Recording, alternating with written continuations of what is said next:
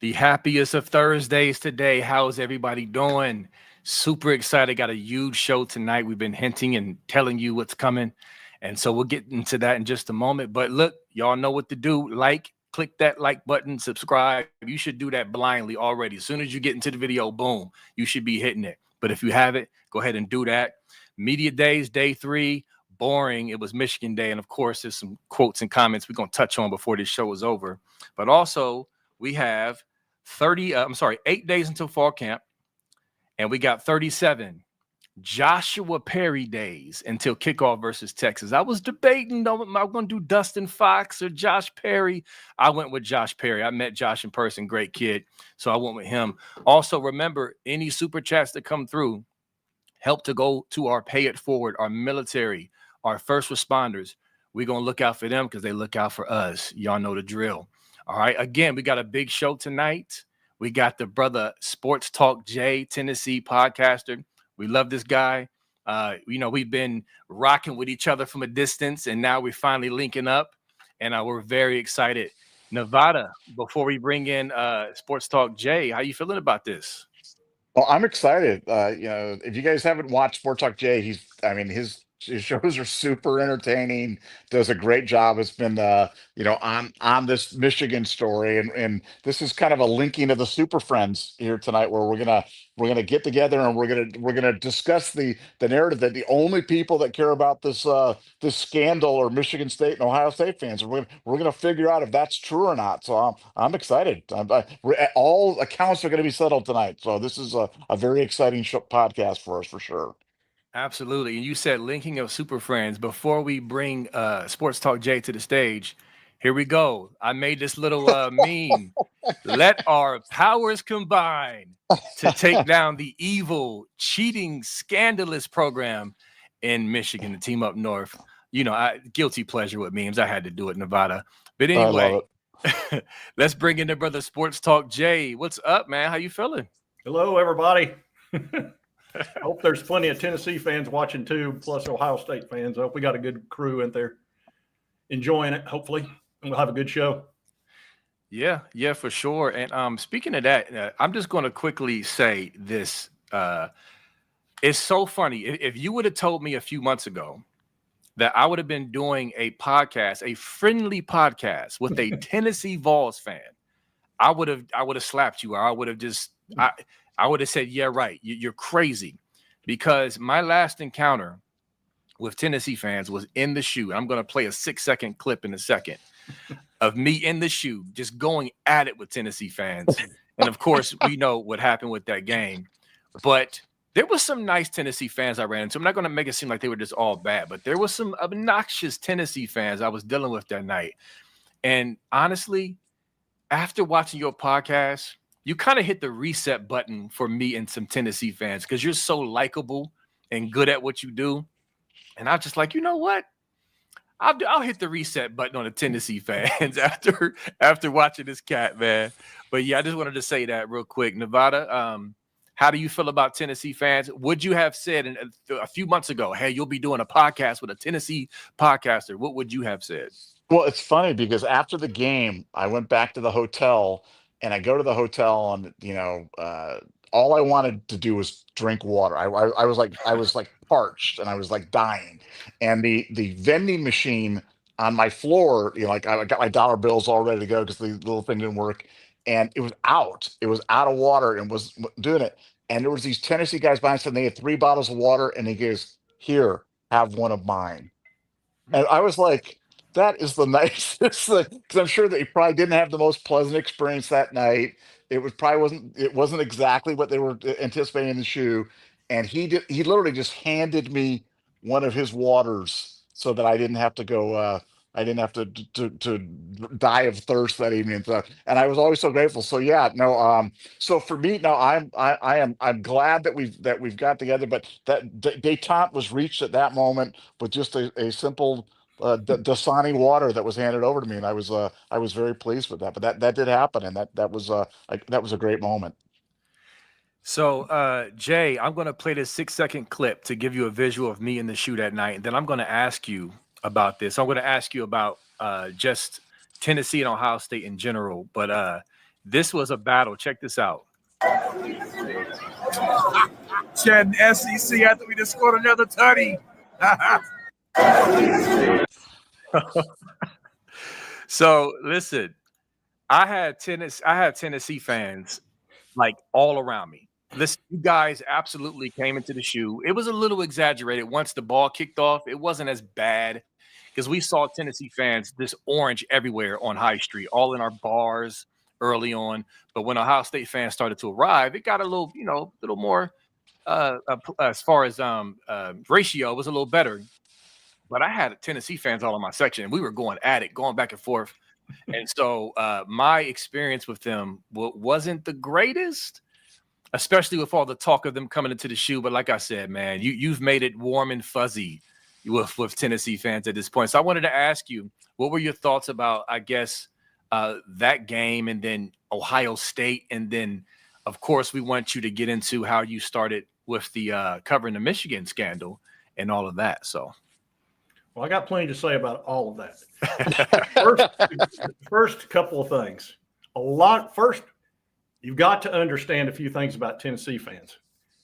We are a little bit crazy, probably a little more than a little bit crazy. That's number one. Number two, we've not been in a playoff scenario since Philip Fulmer. Okay. And we spent about 10 years playing for Natties, and then it's been a long time. So we were pumped about even being in the playoff. That's number one. Number two, when Michigan pulled off a victory that they should have never beaten Ohio State after losing 5 games this season or last season, the reaction of the Ohio State lawmaker that wanted to make it a felony for planting the flag, which was crap that they planted the flag. But anyway, that he did that. That's what got Vol Twitter going, because they went, wait a minute. They're really sensitive about this loss. We're not getting it. And then you had about, I don't know how many people were out there saying, fire Ryan Day, fire Ryan Day. And I'm sitting here going, the guy wins 90% of his games. He recruits like crazy. He never gets in the trouble with the NCAA. Why are they so down on this guy over one stupid game? And then Vol Twitter realized, there's a crack. There's a crack that we can get on these folks. So that's what Vol Twitter does. So next thing you know, they're going to take down the dadgum goalpost and throw them in a river. They're going to do this, all this nonsense stuff. But it was fun, and we had so much fun the week leading up to that game, really 2 weeks. And I was in the middle of it, and I was kind of probably spurring it on a little bit because I have a tendency to be a bit of a shenanigan enthusiast. So we were doing a lot of that. You were the second team I was most concerned about. Georgia was number one because I knew they just could bully us. And Ohio State, because I knew your blue chip ratio was much higher than ours. You were at about 90%. We were in the mid 50s. So it's like, and I saw your wide receivers and I was like, crap, they got 5 stars on the bench. That's going to be a problem. So that's it didn't go well. And here's the thing. We were not supposed to be on the road. We were the number 7 team. But because of communism, we wound up having to go on the road, and we got kicked out of number 7 to number 9 or whatever the crap it was. So we shouldn't have been in the shoe, and I wish we hadn't have been. But honestly, I don't know that anybody was going to beat Ohio State. After that Michigan game, y'all flipped a switch or something, and you were a totally different team.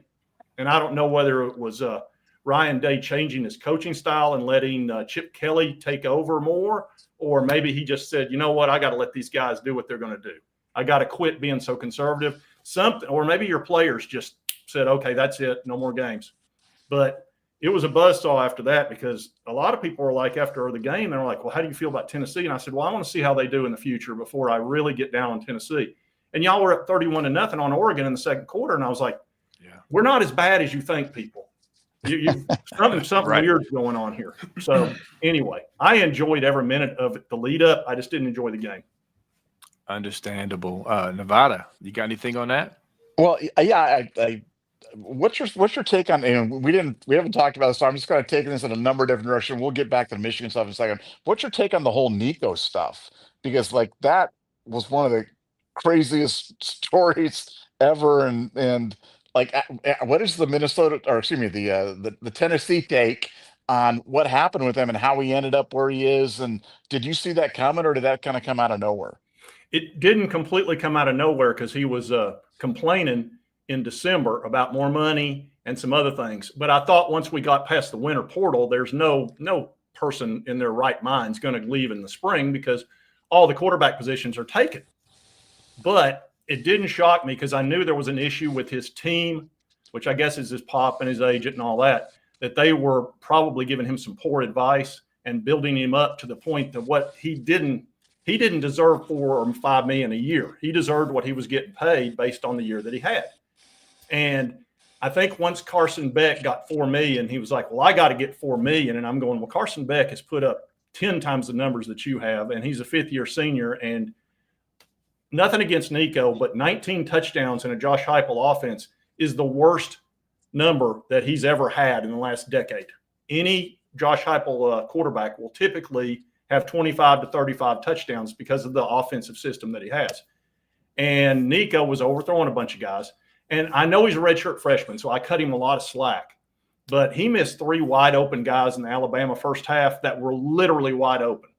And even an Alabama YouTuber, Kangaroo Black, was like, we're lucky we're not down a few touchdowns. And he did that we had 3 first halves where we didn't score a point, guys, in SEC games. 3 with Josh Heupel's offense, which typically gets off to a really fast start. So there was some issues at quarterback that I'm not as upset about him leaving as I am just how it just upset the whole Vol Nation. And I'm not sure that Tennessee it feels like we're always in the center of controversy. Maybe it just feels that way, but sometimes I think Vol Nation just feels like we're always in the middle of the crap. I think, something, I think if you ask Ohio State fans, we feel like we're always in the middle of the crap. So it's like, I think it is kind of, I think it depends on your perspective. But that's a really interesting perspective because I would have never have thought that for Tennessee fans in terms of that. Now you guys have had to navigate some deep water and some stuff with you had the Pruitt stuff and Fulmer even had his issues back in the day and stuff like that. But that's interesting. Yeah, the Nico thing was really kind of the poster child for everything that's wrong about NIL. And I know there's a lot right about it and a lot that they're kind of getting right. But the Nico situation was one for the book. So I'm glad you were able to kind of shed some light on that. But while we have you, the topic at hand is, for me at least, I don't know what it is for B. He's a crazy man. He could be going a lot of different directions. But when did you first get wind of the Michigan scandal? Like, when were you following it on the message boards? Because I know this broke on a Tennessee message board. Were you following it in real time at that? Or when did you finally, dial in and kind of go, hey, this is something serious? And then follow-up question on that. When did you kind of realize that it involved Tennessee and you guys were in the crosshairs as well? No, I didn't catch the message board. I didn't think, I don't even know if I even noticed it because, something like that, it's like you don't know. But once the story came out about the Connor Stallions and it kind of blew up, and then we had a story come out on footballscoop.com that talked about a person with direct knowledge said that Connor Stallions may have reached out to a team to disrail a playoff-bound team. Right. And I was going, wait a minute, there's only one SEC team that was playing both Tennessee and Clemson. And then the story came out that he had scouted Tennessee's Kentucky game and he had scouted the Clemson game just prior. And South Carolina was the only team that could be playing both of those. And I started looking at this entire scandal, and I was sitting here going, wait a minute. If this guy's really smart, which who knows? I don't know what his intellect is, but it must be decent. Would he move those chess pieces around and try to knock out Tennessee and Clemson, who both had 1 loss? Now, Michigan was undefeated, but if Ohio State beats them at the end of the year, because Michigan's strength of schedule was weak, Tennessee's was number 2 in the country that year, so they were golden if Ohio State beats them. And then Clemson was probably a little higher than Michigan too. So I went, wait a minute, if he can somehow figure out a way to give those signs, and then it just like the light bulb went off and I said, oh my gosh, this could be true. And then more and more and more stuff came out. All of a sudden we found out he was on Central Michigan's sideline, and I went, wait a minute, this guy is definitely squirrely enough to do something like this. Because when you're going on somebody's sideline wearing their garb, something ain't clicking. Crazy. I mean, that is you don't care. You don't, and you're sending all these scouts out that any of them could tell on you. There's something not clicking there, but there's also a brilliance in what he did at the same time, which makes him dangerous. So that's how it kind of started figuring it out. And more stories came out. And I mean, sometimes I print the internet because I'm that old. And there are so many stories that came out about this. It's unbelievable. And that loss to South Carolina, guys, it is the most insane statistical outlier that you will ever see in college football with Vegas odds. And I saw your friend Justin Spiro come on, and he was talking about Vegas and the odds and how when a Connor Stallions Michigan team is up there, Vegas can't figure them out. And I was sitting here trying to run the numbers on this. We were favored by 3 touchdowns, 22.5 points. They beat us by 25. That's 47.5 point spread miss. There's nowhere in 2022 that I could find anything close to that. No way. There was nothing like that. So I started running the odds of it. Number one, to be the biggest spread misser of the entire season is 1 in 1,572. So it's like 0.0006% chance of that happening. But to have one that's almost 48 points difference is crazy. Even the Northern Illinois game where they beat Notre Dame, that was 30 points, a 30-point difference. Ours was 47.5. It was crazy. So all of these things started clicking for a lot of people. Well, I think the fact that it was Spencer Rattler that did you guys in too makes it impossible. It was statistically impossible that actually happened because he looked like a combination of Dan Marino and Joe Montana and I'm not sure who else all at the same time, but he was. I got a lot to say about that. We'll say it. Let's hear it. Okay. Well, yeah. First of all, this is the team, South Carolina. The reason we were favored by 22.5 points is we had been running. The only team that beat us all year was Georgia, and they wound up winning the national title because they're Ohio State level talent. I mean, it's just a fact. Their blue chip numbers over 80%. And Georgia and Kirby is a great coach. He's just a terrific defensive minded coach. And he had that dadgum offensive coordinator who's now in the NFL killing it. What's his name? I never can remember his name. But anyway, those two guys together, they won 2 natties with DoorDash Bennett. So here comes this team. And the 2 previous games where they played like leveled teams, which would have been Missouri and Florida. South Carolina scored 10 points against Missouri and 6 points against Florida, an average of 8 points a game. Then they play Tennessee, who's playoff bound, who's got a much better record than Missouri or Florida that year, who both finished sub 500, and they scored 9 straight touchdowns. Wow. And just for a little added bonus, here comes Holly Rowe on ESPN. Yeah. She comes up and does a little story and says, "Oh, I got a special story for everybody." And she shows everybody the wristband. South Carolina tonight is wearing wristbands for the first time all year. First time. And I'm going, that was odd. Why would you do that? But it didn't click until later on. And I was like, oh, I know why you're wearing wristbands. And here's the one that really is hilarious.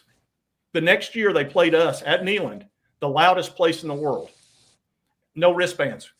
And they had scored 9 straight touchdowns and beaten us and all that. They don't wear the wristbands. Now, if you're an athlete and you have the best night of your life in the existence of South Carolina football, would you not do the exact same thing? No, yeah. They didn't. And we beat the dog crap out of them, and we ran Spencer Rattler out of his own end zone, 6 sacks, 8 tackles for loss, beat him by 3 touchdowns. So same dadgum quarterback, same coach. And wait a minute. They beat Tennessee and Clemson, 2 playoff-bound teams. They're hot. I mean, Shane Beamer gets an extension, $20 million deal, all this good stuff. Next 9 games, 2 wins, 7 losses. 2-7 the next 9 games. Same quarterback, same head coach. There you go. I mean, just what do you do? Well, how does this scandal, like, I mean, do Tennessee fans care about this scandal? I mean, is this a big deal in Yes, Tennessee good land, question. the South Carolina game, the Stallions thing, or is it just kind of fodder for your show and interesting YouTube videos and stuff like that, or do people care? Because we're in our own little bubble, and Ohio State fans care about this. They care a lot. But I'm curious, where does this rate for Tennessee fans? Is it just kind of an interesting amusement, or is this a something? Yeah, they care. They do care, because I can tell you I care. Look, 2022, we had Hendon Hooker and Jalen Hyatt. And let me tell you what those guys did. They broke a 15-year streak that Alabama had on us. Now, you guys in Ohio State land, that doesn't connect with you. You're not going to understand that. But when you've got a team that beats you 15 years in a row, it's sickening. It is disgusting. And to have Hendon Hooker from off the bench, the guy that got benched at Virginia Tech that nobody thought much of, to come out there and have the season that he had, and to beat Alabama and to beat Bryce Young, who played one of the greatest games I've ever seen in my lifetime. I call him the Magic Man. I mean, we had him tackled so many times and poof, he would just appear 5 yards away and throw a touchdown. Beat him 52-49 and got that dadgum absolute gorilla off our back. Then Florida shows up. We beat Florida, got them off our back, and for whatever reason, they've had our number forever. And it was getting those two things off our back was monstrous. And then here we are, we're flying. We've only lost the one game to Georgia, and we're going to the playoff, a 4-team playoff. We're the happiest team fan base you've ever seen. And then that South Carolina game happened, and it was just a shocker. And the worst part of the night was not getting beat by 25. It was having Hendon Hooker tear his ACL in the game. Oh, wow. That broke our hearts into a million. It shattered it. I mean, that was a shattering night. So you're darn right we care about it. Absolutely. Wow. And did you say 9 times? 9 times. I love that clip, but I'm looking allegedly. Yes, alleged. That's my other favorite thing. Allegedly. Yeah. Hilarious. Yeah, I had to practice that a little bit. Yes. No, 9 touchdowns, guys. 9. It's crazy. Have you ever seen a team score 9 straight touchdowns against a quality club that is actually rated higher than them? Have you ever even heard of that? No. It was like every play, whatever we did was the opposite of what we should have done. It's like if we blitzed, we should have been playing back. If we played the run, they threw it. If we played the pass, they ran it. I mean, it was every time. I was like, what is happening? I mean, I couldn't believe it. I don't think Spencer Rattler could believe it. It's almost like they had your signs or something like that. It's almost. Now, let's not go crazy. So I'm seeing Tennessee fans in the chat, giving you some hearty amens, because that's a great question about it. Because I see your content, but I was wondering, are your subscribers and followers and the fan base in general, are they like on par with you? I mean, you're presenting just crystal clear information, like you say, circumstantial evidence. That's clear as day. I mean, it's hard to really to argue, and they're in the chat going hard. Like this is a big deal. Well, I'm seeing them right here. I just pulled it up. Stingray, Rhonda, Slim. That's your I know all these people. Burnside, I know all of them. I know a lot of your people too. Roland Coconut, I know him. He's an Ohio State. I know a bunch of your Ohio State people in here. But you're darn, they care. They care because they were part of that wonderful. It's tough for a team that, I always say if you're at Georgia, Alabama, Ohio State, certain teams, you're born on third base. All right, those coaches that come in there, they're never going to win less than 8 games. You're going to win 8 games no matter what. The key is winning the 10th, 11th, and 12th game. That's the great coaches. That's the Urban Meyer. I think Ryan Day fits that mold. I know there's still people that don't believe in him, but I think he's a terrific coach. He uses a little too much just for men. That's it. That's my only complaint on him. Other than that, he does a great job. And I know he does. He's a little Butch Jones in some of the things he says every now and again, but so what? So what if he's got a few little things that he says? I mean, he's a college football coach. You never hear our Josh Heupel, who we love, by the way. He's always in coach speak. It's just part of it. Makes sense. Nevada, did you have anything to ask before I jumped in with another question? Well, I mean, yeah, so many different questions. I'm Yeah. going to go right to the big question because I do want to hear the answer to this question. 'Cause I don't want this thing to slip away. But as we sit here right now with what you know, what do you think the punishments are going to be for Michigan? If you had Yes. gun to your head, and say, like, what do you think the punishments? What do you think the punishments should be, and what do you think the punishments will be for Michigan, based on what you know, what you've been able to glean, what you've been able to see? That's the question that I want to answer. Well, because of my age, I'm well into my 50s, guys. I have that old school of you should have every game vacated. Every single game that Connor Stallions was on the sideline, including the Central Michigan game, should be vacated while he was on that sideline, obviously. And if you vacate all those wins, how do you win a Natty or a Big Ten or any? All the championships must be taken. And that's what I would do. And I would show cause the crap out of the coaches that were involved. Sherrone Moore has now been hit twice, and he deleted all those messages and all that. You know, he'd have to get hit. And Connor Stallions, given the fact he didn't cooperate, I would ban him for life. I would probably ban Jim Harbaugh for life because he didn't cooperate. I think cooperation is very important. If you cooperate, I'm going to cut some slack. But if you don't, I'm talking old school right now. This is not what I think is going to happen. So I don't want anybody to get it twisted. This is what would have happened in the 80s and 90s when I was, at UT. Let's put it that way. Now we're in 2025. Things are very different. Charlie Baker has maybe painted himself in a corner a little bit by saying that national title was fair and square. Now, he may only be saying because everybody knew about the sign steal and all that, which really put every team in a terrible spot, because do you really have to change all your signs, which it's so unfair. It's so unfair, that entire situation. Then to say, oh, well, they knew now. Oh, yeah, so I'm going to get all these 18, 19-year-olds to know new signs under intense pressure. Let me tell you something. When you're under intense pressure and 100,000 people are watching you and 20 million people are watching you on TV, it's hard to remember stuff. So you have to have that ingrained in you 24/7. That's why Ryan Day and the Josh Heupels are over there, man, hammering you every day under pressure, and they get you exhausted so that you are mentally fatigued, and then you can still remember. Well, if you have to have your signs changed all of a sudden and you're supposed to remember that in a national title game, that's not fair. That's not right.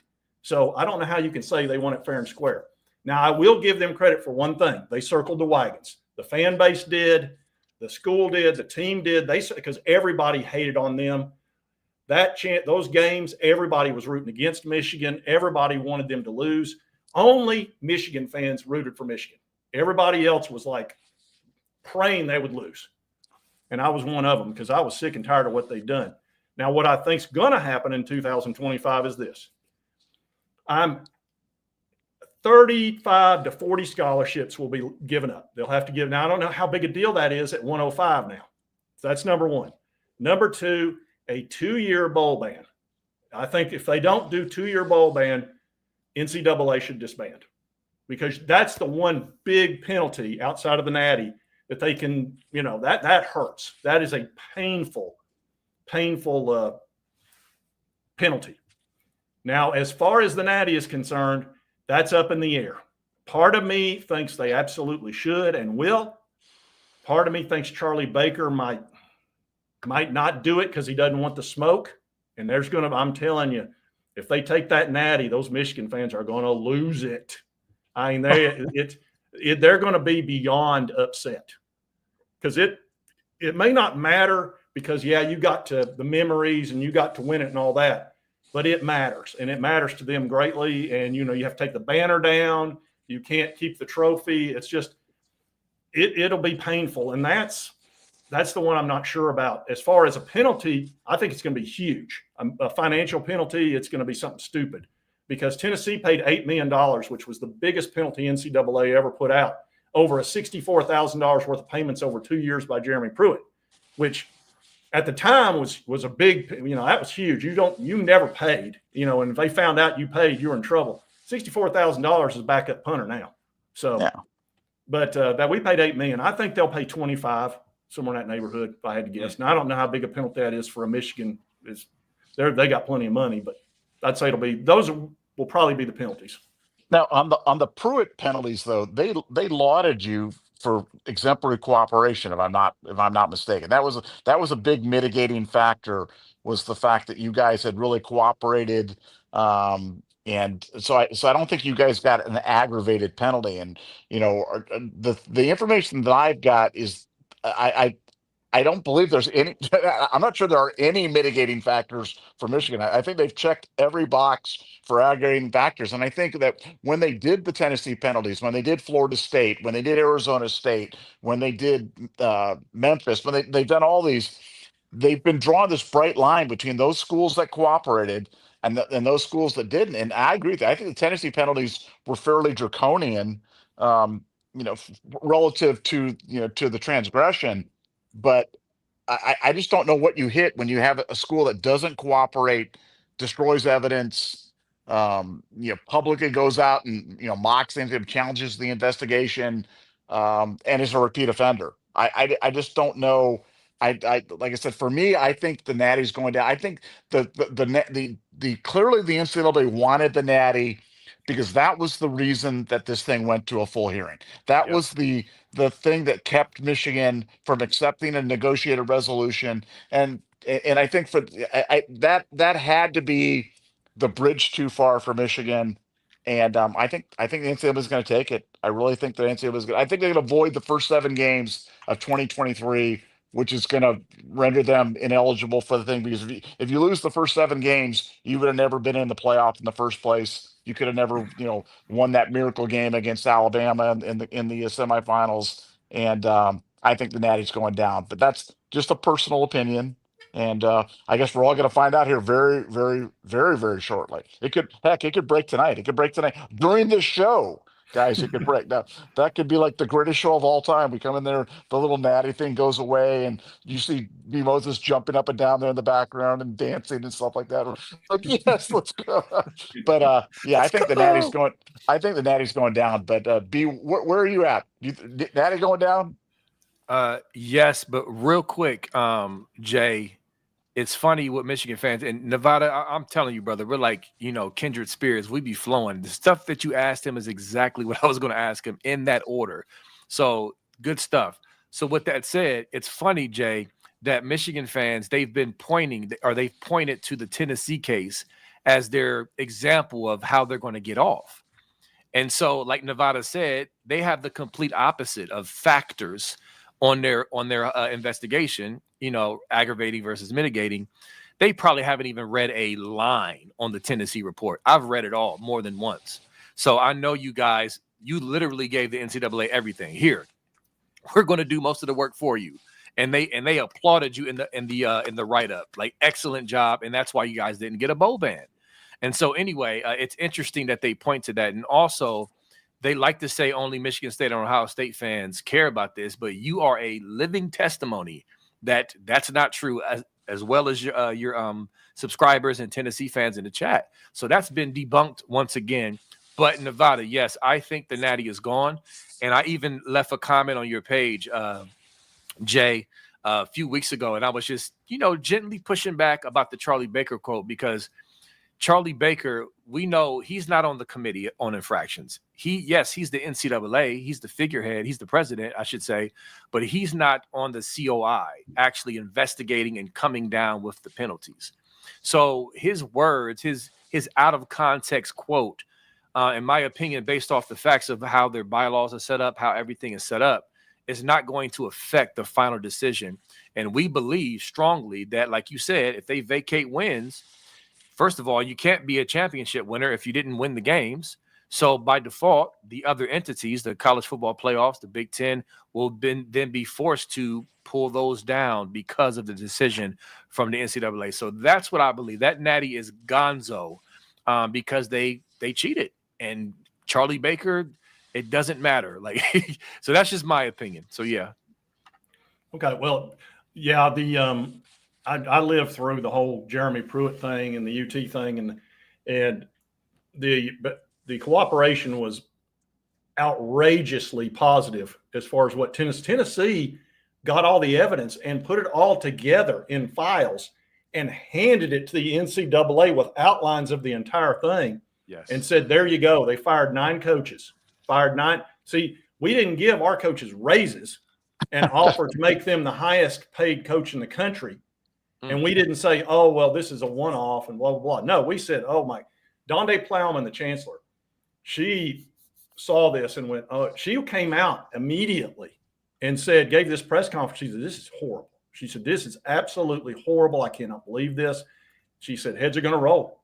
And that's the way it's going to be. And everybody was like, holy crap. I remember several of our journalists that covered Tennessee, they came out and they were like, oh, my God, you ever seen anything like this?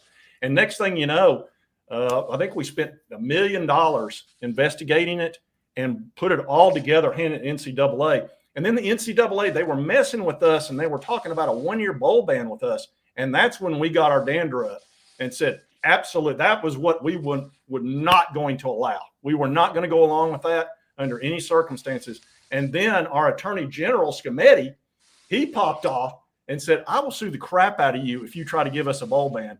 When we've cooperated like this, I mean, I've never seen an Attorney General get involved like he did. And then he later sued the crap out of the NCAA over the whole flight deal with Nico coming from California, which is a whole nother subject that I covered that to the nth degree.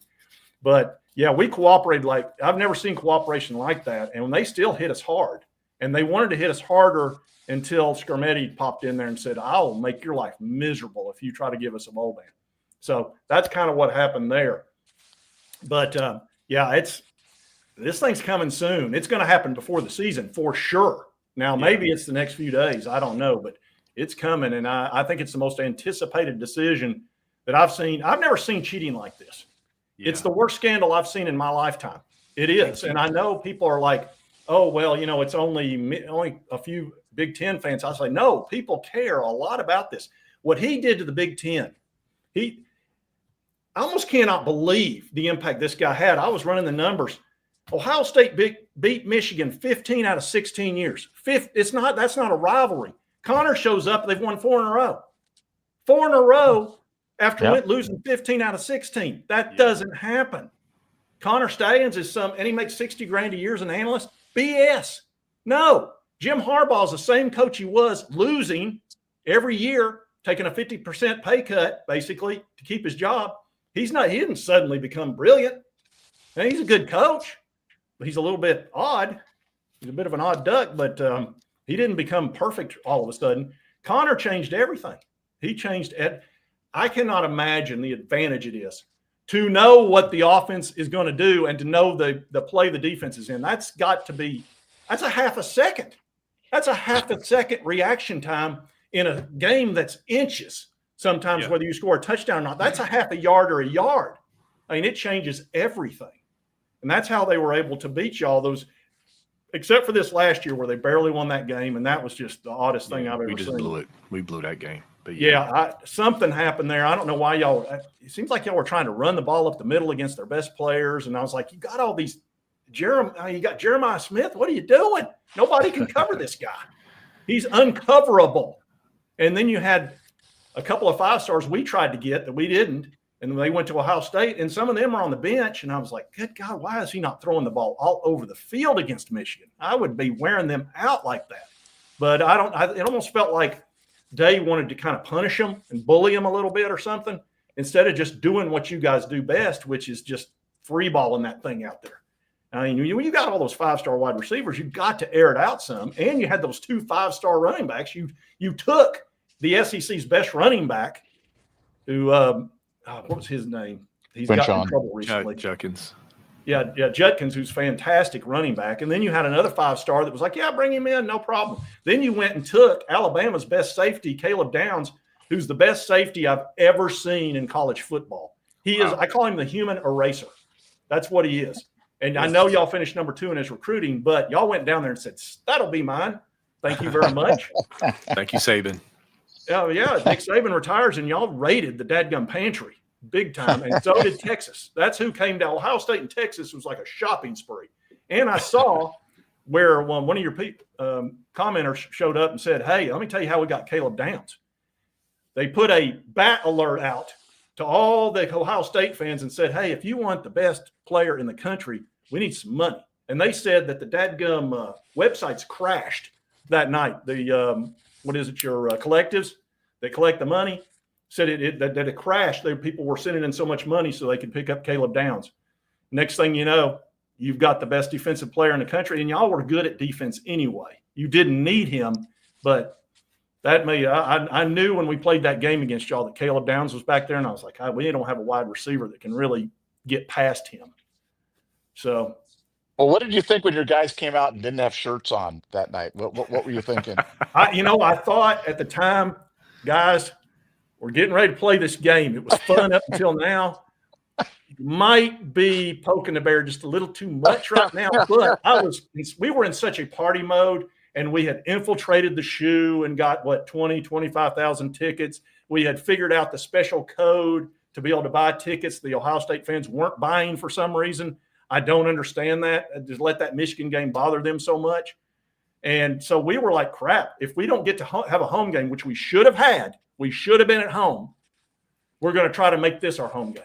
So it's hard for me to put you guys in our Tennessee minds, but there was a lot of festivities that we were just so happy to be there was a big part of it. And we thought, man, this team that we're getting ready to play, even though they got more talent than us, they may just be in their heads and be so unhappy about that Michigan game that we can go in there and beat them. And that was my hope. But the one part I wasn't thinking was, well, I did kind of think this might have woke them up. And not just the running out there with shirts on. I think the Michigan game woke them up because that's what upset them. Yeah, definitely. Yeah. I mean, in full disclosure, we didn't know what Ohio State team was going to show up that night. True. But when Will Howard dialed it up to JJ early, it was like, okay, this is what we've been waiting, because we hadn't played a complete game all year.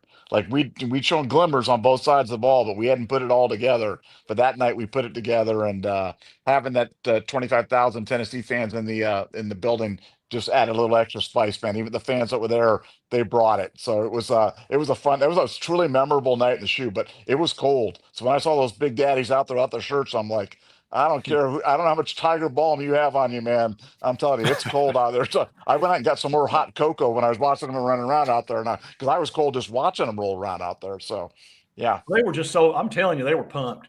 Tennessee we've not been on a high level in a long time, and to get to play in the playoff, and we got cheated out of the playoff in 2022. So here we are in a playoff. You know, we've been wanting this, and look, those players love Josh Heupel. They want to play for him.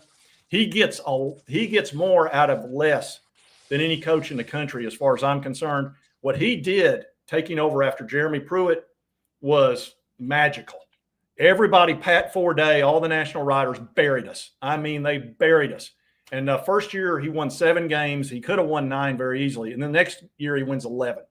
And we're sitting here going, it's smoke and mirrors, guys. We lost 30 players. Most of them were our best players to the transfer portal when it first opened up, when it first became a thing. And it's not like we could fill it with the similar talent. So we were devoid of a lot of talent, but that offense freaked people out. I mean, he was scoring touchdowns before you could even blink.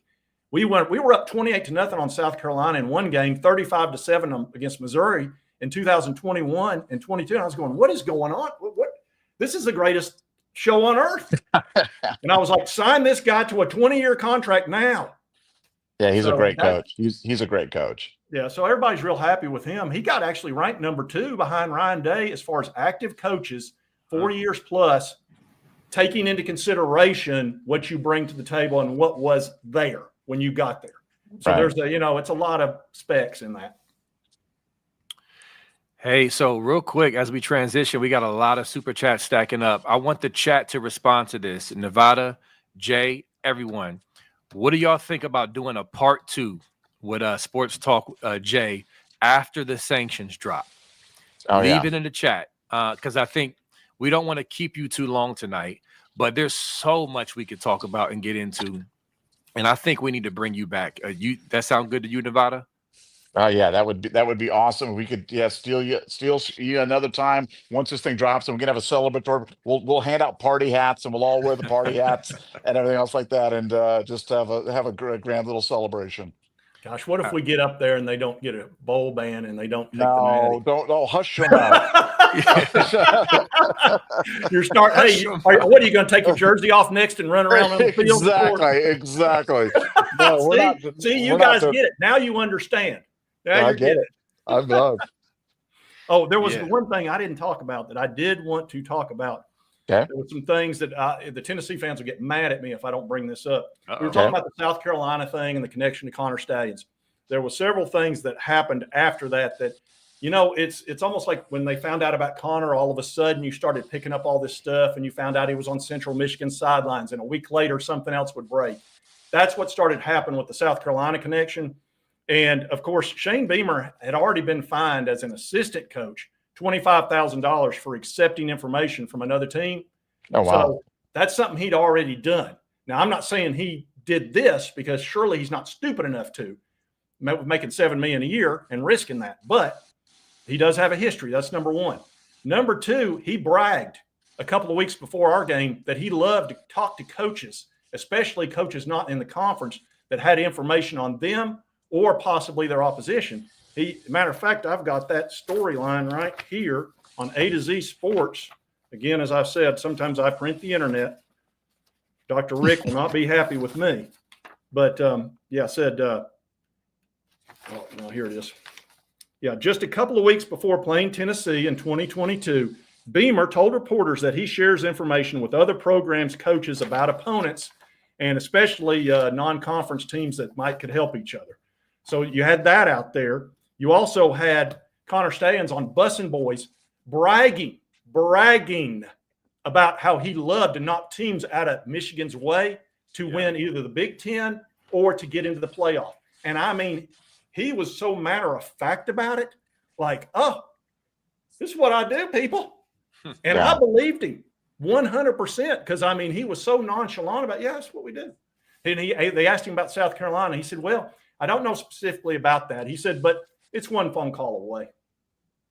And they were like, one phone call away? He said, yeah, just one assistant calling this person and that person. And he said, and then what we normally do is we change the header so it's not on Michigan's letterhead. We just put another college on there, and we get the information to them that way. And all of a sudden, they got all the signs and signals of teams we scouted. And he said, and if it happens to knock a team out of our way, well, mission accomplished.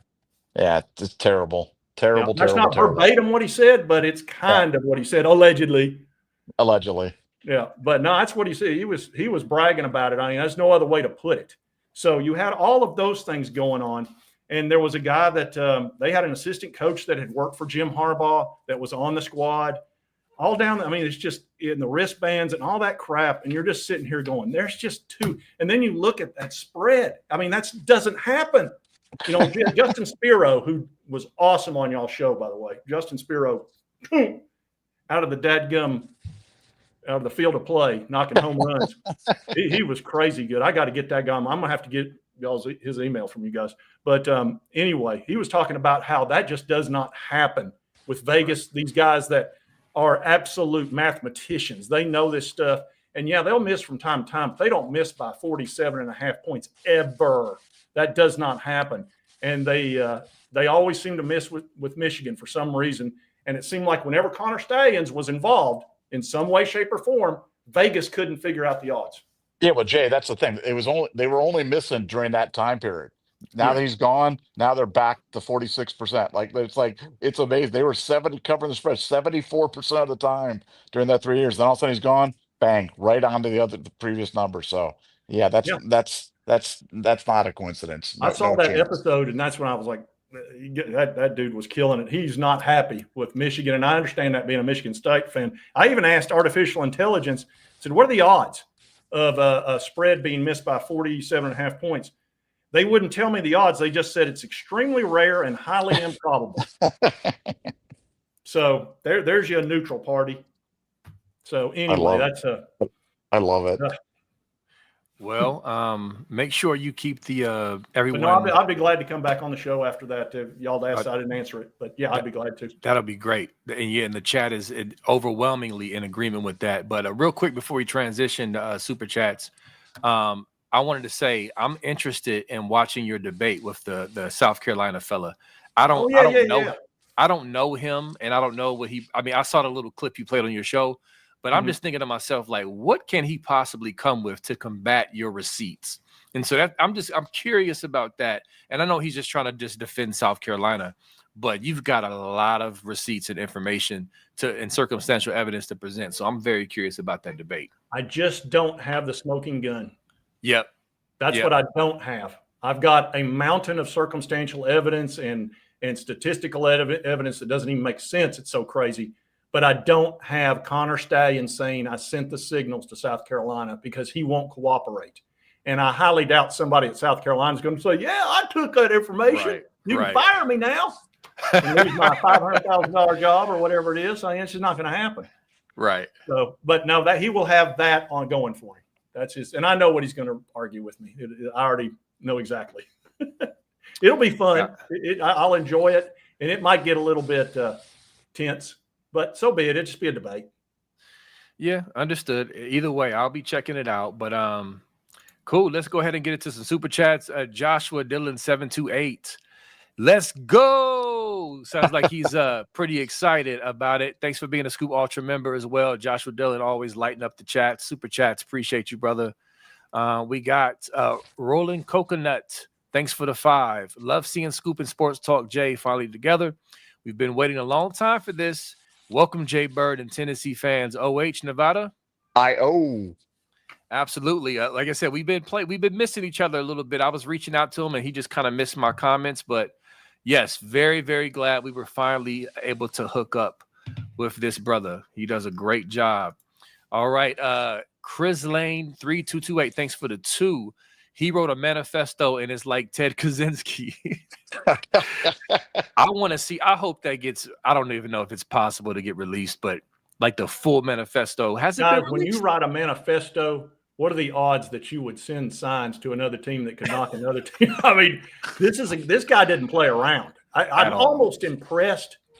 I am impressed. I'm just going to be honest. I'm impressed with the diligency of what this guy did. I hate that he cheated, and I wish he hadn't. But on some level, the dogmaticness of what this guy did is just, it's outrageous. And you almost got to almost respect it if it wasn't so damn brutal. Yeah. And unfair. Yeah. I mean, it's almost like an evil genius, like Dr. Evil. You know, you almost like Dr. Evil, but you don't. I'm surrounded by freaking idiots. Yes. But yeah, he's a special guy doing evil, and that's for sure. Jim Harbaugh, Dr. Evil. Probably. Maybe Stallions is number 2. He's just weird. Jim Harbaugh's just weird. He's an odd dog. Yeah. All right. So what we got next here? Jim Duchelle, thanks for the 1999. Here's what I know, Scoop family. Football season is close, and the team up north still are cheaters. Love you, Scoop family. Keep up the good work. Be in Nevada. Amen, Jim. Absolutely they are, and they will not escape that. Regardless, and Spiro has said this before many times, and I say amen. Regardless of what the NCAA does, and they are going to get them, there's enough evidence out there to confirm they are indeed cheaters. You guys got anything on that? Well, I mean, they're cheaters. They're going to forever be known as the cheaters. I think their reputation they'll always own that, and that's that's appropriate because the punishment should fit the crime, and in this case, this was bad. It's the worst cheating scandal I've ever seen. There's certainly in terms of an on-field cheating scandal, I've never seen anything like it. So it's they deserve to be known as the cheaters forever, in my opinion. I wonder how many coaches and people like that, faculty members, got fired because of this scandal. And I don't mean in Michigan. I mean people that got boat raced by Michigan for almost 3 years because of this, that their fan base is turned on them. You just got humiliated by Michigan, and we used to play right with them, and then you just got humiliated. You need to go. And then look what that does to families and all that. I mean, there's a lot of people got hurt. I'll just say that. Yep, but Michigan fans don't care about that, of course. They care about their delusion. All right, Chris Lane 3228, thanks for the 2. You said Jim knocked me out of the top 3. What do you mean by that? Explain that in the chat so we can understand, and we'll circle back to that. And next we got Survive the Hunt. Thanks for the $4.99. Welcome to the Scoop, Jay. Glad to have another member of the Righteous Brothers. Go Bucks. VOLS are okay too, I guess. This is amazing that Ohio State fans and VOLS fans are just in the chat, just singing Kumbaya, just getting along, and just it's crazy. But hey, the biggest scandal in college football history will unite fan bases like this. What you guys think? No, we're gonna bring Spiro on too. We're gonna have like the 4 screens, and like I said, Dude, that would be good. I like Spiro, man. He well, brings it. He's a national treasure, man. Spiro is a national treasure, and like I said, I'm gonna buy the party hats, and we're gonna have the party hats on, and we're gonna have like little party poppers, and we're gonna do the whole celebratory thing when this thing goes down, because it's been a long time coming. So I'm here for it. Okay, yeah, I'll definitely appear with Spiro. That would be fun. Like I said, don't let me forget to get his email address from you guys, because I've got to contact that guy and talk to him. Yes, for sure. We got you. We got you. All right, cool. Rolling Coconut, thanks for the 5. Us B Moses, Nevada Buck and Sports Talk, Jay for president. Yes, I agree. Let's do it. Let's run. I think we got a shot. 4 more years. 4 more years. 4 more years. I think you got to have about $1.5 billion to run for president. Or at least I think it's $1 billion. I think we're about $1.5 billion short. I'm short on that. We'd have to click. Exactly. Somebody's starting to go fund me. We need more super chats. So we're gonna do that. Yes, a lot more. Yeah, a lot more. Absolutely. All right. DLS141. Thanks for the 10. Thanks for being a Scoop Ultra member. Great show. Your opinions on what the reactions will be. Tennessee and Big Ten fans, coaches, etc. if the NCAA issues minor penalties along the lines of a 4-game suspension for more, no vacated wins, and a fine. Nevada, you jump on that one, because I think it'd be the end of the NCAA. I think it would be the end of the NCAA as an enforcement agency, because it would basically say that you could be involved in the biggest cheating scandal in anybody's mind, and there's virtually no punishment. So I think it'd be the Wild West, in my opinion. So the good news is I know the NCAA is aware of that, and they know what's at stake. So they'll get it done. Jay, I would have to agree with that, because they kind of hammered us over 64 grand and we cooperated.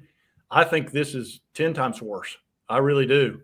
This, it's not like that 64 grand made us good. We won. We were 3-7 that year. I think that was during the virus years, COVID year, whatever. And we got hammered for that cooperating. So it's got to be a lot more than what we got. And we got hit pretty hard. So look, and the fact they're not settling, that's the big tell to me.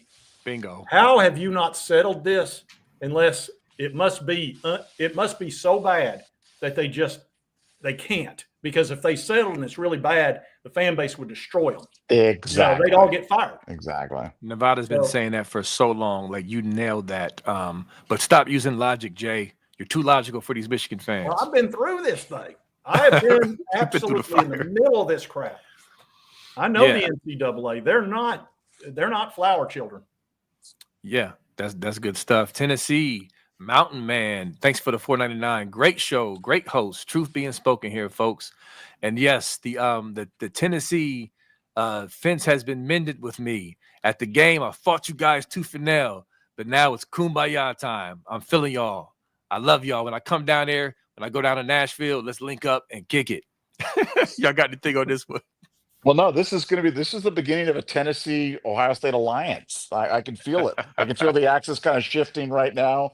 And it'd be nice to have a little, and a company of somebody, a brother in the SEC.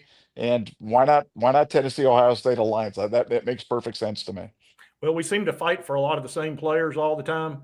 But because we're not in the same conference, it doesn't get as tense. Yeah, exactly. So it's not so bad. And like I said, honestly, y'all just need to understand how happy we were to be in that playoff.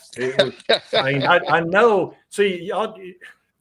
I know what I've been in y'all shoes. In the 90s, we were great. We had Philip Fulmer. We were winning 10, 11 games a year. And, if we won 8 or 9 games in a season, we were distraught. Then we went into the oasis with no water for about a decade and a half. So when Josh showed up, it was like literally here's an oasis, and there's water and there's food and there's all this and party. It's just we're just very happy. We're a very happy fan base. with the way the last 3 years have gone, even though, you know, most seasons end with a loss. Yep, that is a fact. I got to make a meme, a Coming to America meme with Hakeem and saying, I am very happy to be here for you Coming to America fans, and put a Tennessee hat on them. Oh, that's one of the funniest movies ever. Ever. Oh, yeah. Agreed. Oh, when Eddie Murphy became that old woman, he became all those characters. I think they exist. Eddie Murphy's the funniest. He's almost killed me multiple times with some of the crap that he's done. I loved him on Saturday Night Live. That's how old I am. But he's had some movies that literally, Beverly Hills Cop. I mean, I just classic. Even The Golden Child. I know everybody hates that movie. I thought he was hilarious. I Want the Knife and all that. I mean, he could take the silliest stuff and make you die laughing. Agreed. Love me some Eddie Murphy. Yeah. Chris Lane 3228. Thanks for the 2. Once again, the best damn chat in the land. Absolutely, I love our chat. It's fire. They always show up. Love y'all. You know that's my thing. The chat, Scoop Chat.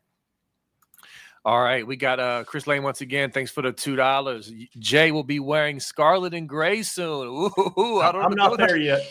Let's not go crazy, people. Said, pump your brakes a little bit. Yeah, let's not go crazy.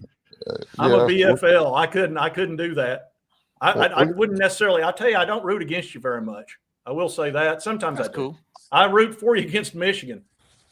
I cannot wait for that new dude. The most important game coming up, other than Florida versus Tennessee for me, because the Gators are my nemesis, will be the Michigan-Ohio State game. Holy crap. At noon. I wish it was at 7 o'clock so everybody could really get in the proper mode. But 12 o'clock is a tradition with you folks, and that's when you play that game. Probably because it's so damn cold up there. Yeah. Exciting game, though. Jeez.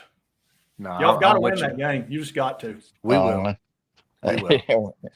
We're going to get it this year for sure. Is Scoop?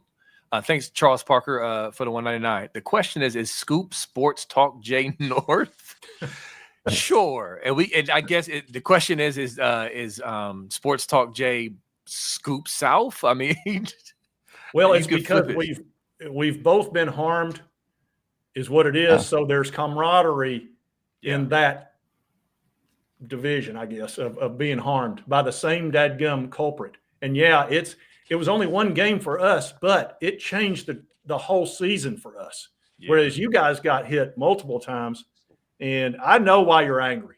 I mean, I get it. And I have absolute empathy, because it's infuriating to have a team cheat you at something that's that. I mean, this is important stuff, and it matters. I mean, it affected me I'm still affected by that dadgum loss. I'll admit it. I mean, that was a fun year for us, and I was a huge Hendon. I'm still a huge Hendon Hooker fan, and Jalen Hyatt, and it was just, I mean, it was a beautiful season for us. And to have it wiped out, and especially an ACL tear in that game at the end of it, was just like, oh my God, this is just how much worse can it get?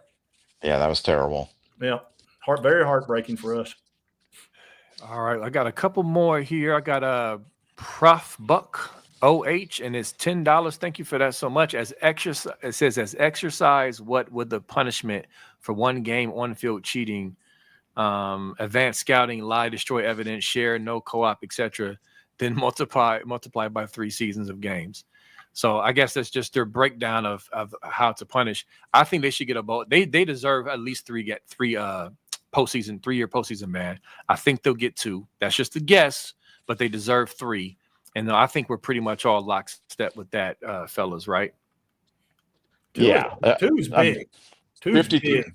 2's big. 53 games of advanced scouting. Yeah, 2 years is big, and they're gonna get it. They're gonna get it. That would be my guess. And I'm gonna tell you something. That's a punishment, folks. That hurts bad, because we fought tooth and nail over one. Right. Why didn't they? Here's the thing. Why didn't they just go ahead and do it the first year when they had 5? They already had 5 losses for the season. So they knew they weren't going to the playoff. Why didn't they just go ahead and self-impose one of those bowl bans? Because it was a nothing bowl. They were married to the narrative that they did nothing wrong, though. They just couldn't back off. How could you possibly think that, though? I mean, oh my God. You I knew we paid $64,000. I knew Right. that in Chick-fil-A bags, some of it and some of it in other ways. But I mean, I'm not delusional. We paid those players $64,000 over 2 years.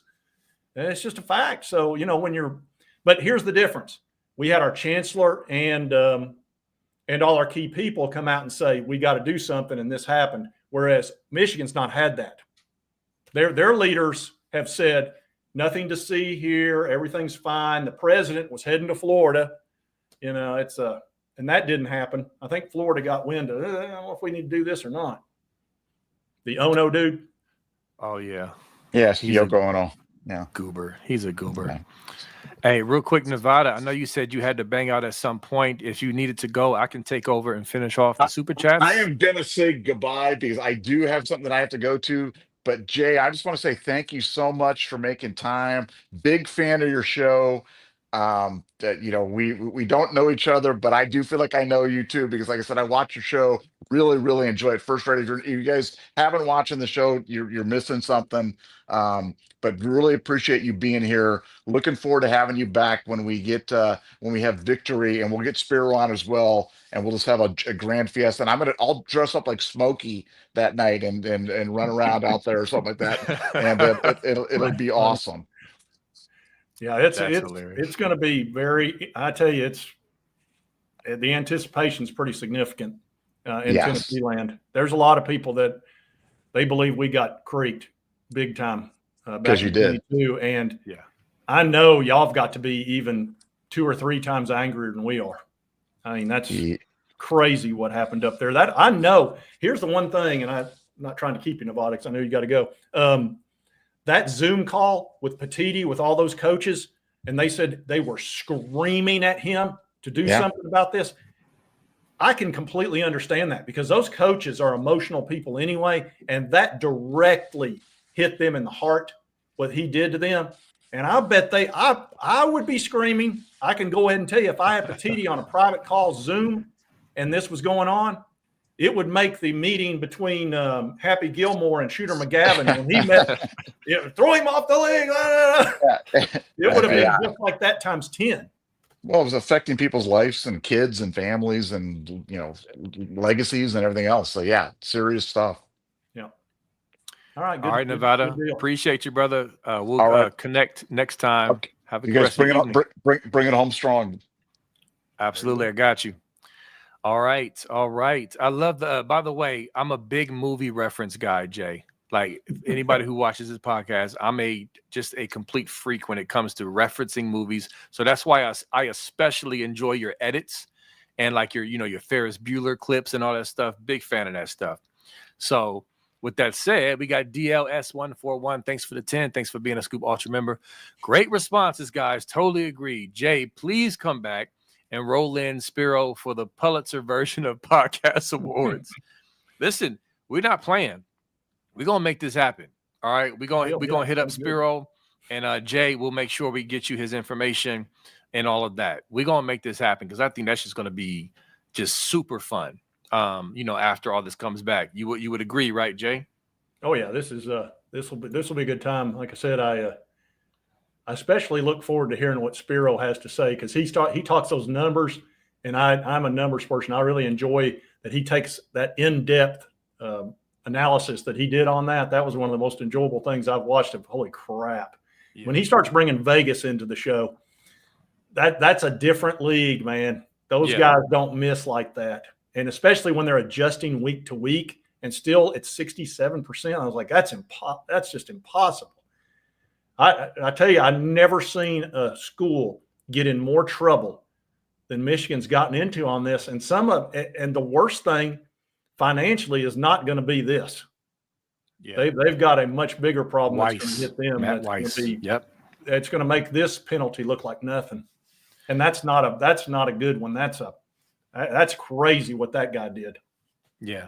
It's just so many levels and angles and depths to their scandals, and it's just ridiculous, man. Well, when it's win at all cost, you can bring in people that don't have parameters. They color outside the lines too much. And next thing you know, you're way outside the lines. And like I said, all this stuff we've talked about, yourself on your channel, on Scoop, Spiro, we've presented nothing but facts and receipts and just sound arguments based off of what's available to all of us. But yet Michigan fans and their media think we're just making stuff up and we're butthurt because we lost and nothing's going to happen. It's insane, Jay, what we deal with on this side, dealing with our rival. But whatever, Judgment Day is coming, so we shall see. Survive the hunt. Thanks for the $4.99.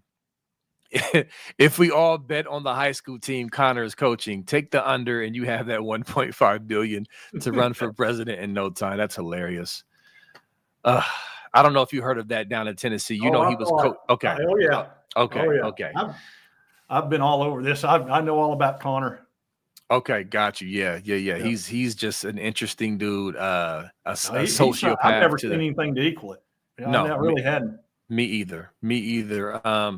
Lewis family 9634. Thanks for the 10. Great show, guys. Gotta believe Hendon Hooker's injury was due to South Carolina having such an advantage on defense. Allegedly, go Bucks. Now, real quick, Jay.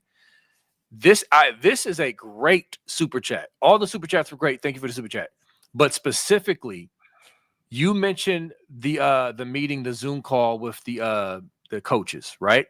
Yeah. Also, there's the letter from Petiti. In that letter, he gives them a scathing response about their dismissal of how important it was to have player safety. That's why they said, Michigan State, you don't have to play Michigan this week because we're concerned about player safety. Michigan tried to play that down in their response, and Tony let them have it in that letter. But this right here is the very point. I 1000% agree that Hendon Hooker's injury could have been a very result of that.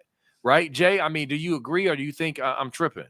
I'm not going to let myself go there because it would upset me too much. And fair enough. Players get injured all the time.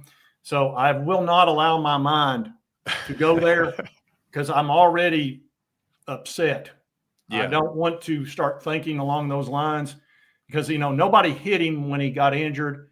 Yes, we were trying to come from behind. Maybe he was trying to do too much, but it's not the first time we were behind. We got beat by Georgia that year too. So I'm not going to let my mind go there. That's all I will say about it. I can't do that. That's understandable. I totally get it. But I'm protecting my emotions. Yes, that's a good mental health move. That's it's very, very good. Is, I promise you. that is a great way to say it. Smokey J 3655. Thanks for the $9.99. No caption, and I appreciate the support. And listen, I appreciate everybody in this chat. The chat is on fire. It seems like everyone's enjoying this as much as we are. Like I said, me and Nevada have been giddy all week to finally get with this brother. And it seems like the feeling is mutual. A lot of respect and enjoyment of each other's work. So this was great, man. So we definitely got to get you back. And these sanctions literally can drop any day. I don't think it's going to drop tomorrow, though, honestly. I think it's going to be earlier in the week. If it's not next week, my prediction, it'll be the week after that. That's just my prediction. The next 2 weeks, maybe 3 weeks tops is my prediction. Do you think they'll do a Friday night dump? No. Like a Friday afternoon, late afternoon thing so that you don't think they'll pull that? I think it'd be a Monday, Tuesday, Wednesday, something like that? Yeah, I think it's good. My prediction is it's going to be a Tuesday morning, and we're going to wake up and our phones are going to be blown up and be like, oh, they got cracked. Like that's my prediction. A Tuesday morning is what they're going to do, because I think the NCAA they want full coverage on this joint. Michigan has given them hell for this entire investigation, and so why not think about it that way? Yeah, why let them off? Right. They may be mad. Yeah, I mean, why wouldn't they be? I mean, they asked for an extension. This is the Big Ten commissioners complaining about how long it takes. Listen, I'm just saying my prediction of Tuesday morning, but we'll see. We shall see. You may be right. I was thinking more like, let's just get this out on a Friday night. That way it's got a whole weekend to die down because they're going to take so much heat. But again, they may be angry. If you're angry, you do it on a Tuesday morning. Right. Yep, exactly. And just let the media dogs sick them. And that's just it. But either way, I'm here for it. But listen, guys, we're going to go ahead and wrap up. Great time with Jay. If you have not, Jay, actually shout out to the people. Let them know where they can find you. Make sure you subscribe to his channel. If you haven't subscribed to this channel, click that subscribe button. We would appreciate that. But yeah, Jay, tell them where you are, how to find you on YouTube. Yeah, just a Sports Talk Jay on YouTube. So I don't do a whole lot of social media stuff. I'm either making a video or I'm in the comment section commenting back, or I'm doing family stuff or working or something or whatever. But yeah, they're just on YouTube. Yep. And I highly recommend, I know we're not Tennessee fans and they're not Buckeye fans, but it's great coverage of just college football, of his team, and especially of this scandal with Michigan. So we're going to have him back on, in the coming days. So that's it, guys. We're going to see y'all next time. We love y'all, and go Bucks, and dare I say, go Vols. Peace. All right.